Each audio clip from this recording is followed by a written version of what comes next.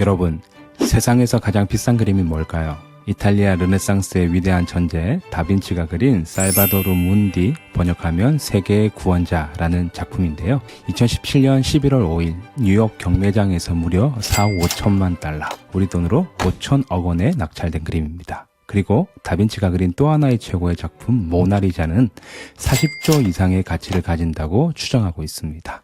40조, 상상이 안 되는 금액이네요.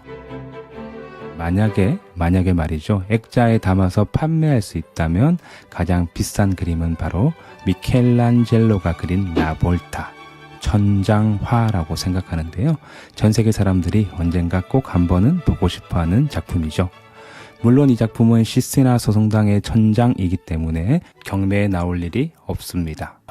이 작품은 천지창조 아냐? 라고 많은 분들이 생각하시겠지만 정확히 그것은 잘못된 번역입니다. 이 그림 전체에서 천지창조는 일부분이고요. 이 작품의 주제는 천지창조부터 노아 이야기까지 다루고 있습니다. 이탈리아 말로는 라볼타, 영어로는 더 실링, 한국어로는 미켈란젤로의 천장화라고 번역하는 것이 정확합니다. 이 멋진 천정화가 있는 이곳을 다녀간 수많은 사람들이 있었습니다. 그중 저도 한 500번 이상은 다녀간 것 같은데요. 괴테라는 인물은 이곳을 다녀간 후 그의 책에서 이 그림을 이렇게 기록했습니다. 이 시스티나 소송당의 미켈란젤로의 그림을 보지 않고서는 인간의 한계에 대해서 말하지 말라. 이 작품은 역사상 가장 위대한 예술가 미켈란젤로가 자신의 혼과 육체를 던져서 완성한 대작입니다. 그러나 저는 오늘 이 작품을 설명하려는 것이 아니라 이곳을 방문한 한 소년에 대해서 말하고자 합니다. 그의 이름은 볼프강 아마데우스 모차르트. 음악 신동으로 유럽 전역에 이름을 알렸던 소년은 천재들의 걸작이 화려하게 펼쳐져 있는 곳, 이곳 바티칸을 방문합니다. 그리고 이곳에서 모차르트는 자신의 천재성을 전 세계에 보여주게 되는데요. 그 흥미로운 이야기 지금부터 본격적으로 시작하겠습니다. 여러분, 고난주간이라고 들어보셨나요? 2000년 전 나사렛 예수가 십자가에 못 박히셨던 것을 기념하기 위한 부활절 전 일주일을 말하는데요. 이 기간에 유대인의 위대한 왕 다윗의 참회시 시편 51편을 가사로 하는 미제레레, 주여 불쌍히 여기소서라는 곡이 특별히 연주되기도 합니다. 많은 미제레레라는 곡 중에서 16세기 로마에서 태어난 작곡가 알레그리의 미제레레가 가장 유명합니다. 베네치아를 중심으로 기악음악이 점점 발전해 가던 그 시기에 신이 주신 최고의 악기는 인간이라는 생각으로 사람의 목소리만으로 찬양을 드렸던 교황청의 분위기 덕분에 큰 인기를 얻었던 곡이 바로 이 미제레레라는 곡입니다. 반주 없이 목소리로만 화음을 맞추는 노래를 아카펠라라고 부르는데요. 이 아카펠라라는 뜻이 이탈리아어 카펠라, 교회, 성당에서 나온 말입니다. 즉 아카펠라는 교회식으로라는 뜻인데요. 그만큼 당시 종교의 분위기가 인간의 목소리를 악기보다 더 중요하게 생각했다는 것을 알 수 있습니다. 특히 이 알레그리의 미제레레는 가장 아름다운 아카펠라 곡으로도 유명했습니다. 이 곡을 들으며 큰 감동을 받은 당시 교황 우르반 8세는 이 성스러운 성가가 성스럽지 않은 곳에서 연주되는 것을 막기 위해서 바티칸 밖으로 이 곡이 유출되는 것을 금지하는 명령을 내립니다.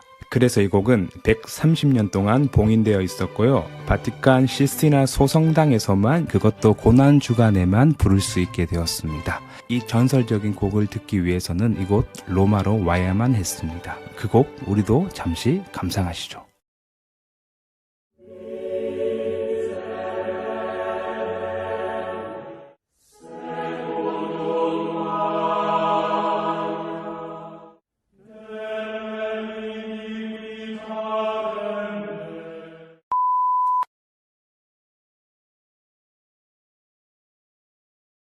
유출이 금지된 곡인데 왜 지금 우리는 이 곡을 들을 수 있는 것일까요? 이 봉쇄되었던 곡을 세상에 유출시킨 장본인이 바로 그 유명한 모차르트였습니다. 14살의 모차르트는 아버지와 함께 고난주간에 맞추어 이곳을 방문했고 그토록 염원했던 미제레레라는 곡을 듣게 됩니다. 큰 감동을 받은 모차르트는 이 성당을 나와서 구부로 구성된 이 복잡한 곡을 그대로 외워서 악보에 옮겨 그려버렸습니다. 진짜 미쳤네요. 역사적으로 확인된 인류 최초의 불법 복제의 순간이죠. 이 사실들은 교황 클레멘스 14세는 믿을 수 없어 모차르트를 불러 시험하기까지 했죠. 그리고 이 천재를 인정할 수밖에 없었습니다. 문화재를 훔쳐나온 모차르트는 어떤 벌을 받았을까요? 모차르트를 좋아하시는 분들은 이 사건이 해피엔딩이었다는 것을 아실 겁니다. 교황은 모차르트의 천재성을 높이 사 훈장을 내리기도 했습니다. 흥미로운 이야기죠. 천재와 천재가 만났던 곳. 역사상 가장 위대했던 미술 조각의 천재와 음악 천재가 교감했던 곳. 그곳이 바로 시스티나 소성당이었습니다. 여러분, 이놈의 역병 때문에 참 많이 답답하시죠?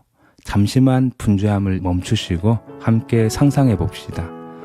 이 시기가 끝났습니다. 우리는 마스크를 벗고 공항으로 가서 비행기를 타고 이탈리아 여행을 하는 겁니다.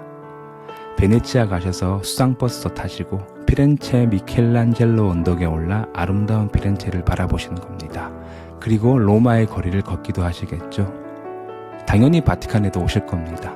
이 위대한 미켈란젤로의 작품을 보시기 전에 꼭 핸드폰에 이 미제레레란 곡을 담아 가시는 겁니다.